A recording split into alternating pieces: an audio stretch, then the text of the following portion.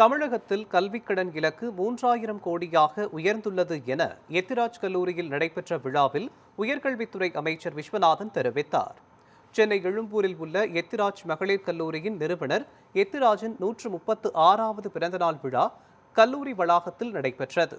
கல்லூரியின் தலைவர் முரளிதரன் தலைமையில் நடைபெற்ற இந்நிகழ்ச்சியில் தமிழ்நாடு உயர்கல்வித்துறை அமைச்சர் விஸ்வநாதன் சிறப்பு விருந்தினராக கலந்து கொண்டு எத்திராஜின் உருவப்படத்திற்கு மலரஞ்சலி செலுத்தி மரியாதை செலுத்தினார்.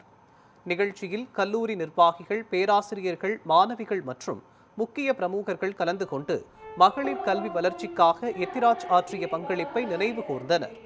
இதனைத் தொடர்ந்து செய்தியாளர்களை சந்தித்த அமைச்சர் விஸ்வநாதன், உயர்கல்வித்துறையில் ஊழலை ஒழிக்க புதிய இணையதளம் தொடங்கப்பட உள்ளது என்றும், துணைவேந்தர், பதிவாளர் நியமனங்களில் இனி லஞ்சம், ஊழலுக்கு இடமில்லை என்றும் தெரிவித்தார்.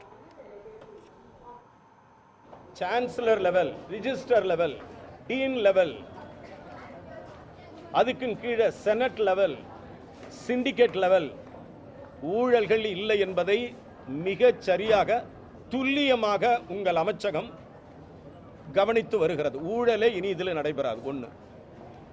அதுக்கு கீழே அப்பாயின்மெண்ட்ஸ், டிரான்ஸ்ஃபர்ஸ், போஸ்டிங்ஸ் எங்கேயுமே ஊழல் நடக்காது. முதலமைச்சர் மிக கவனமாக எங்களை கவனித்துக் கொண்டிருக்கிறார்.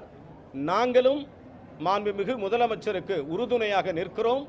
அறவே ஊழல் இந்த துறையிலே இருக்கக்கூடாது என்பதற்கான போர்ட்டல் ஒன்றை நான் அறிவிக்க இருக்கிறேன். விரைவில் இதற்கான ஒரு மின்னஞ்சல், இதற்கான ஒரு வெப்சைட், உயர்கல்வித்துறையில் யாரேனும் லஞ்சம் கேட்டாலோ, யாரேனும் லஞ்சம் வாங்கினாலோ உடனே அந்த தனிப்பட்ட கல்வித்துறை, உயர்கல்வித்துறையினுடைய அமைச்சகத்தினுடைய போர்ட்டல் வெளியிடப்படும்.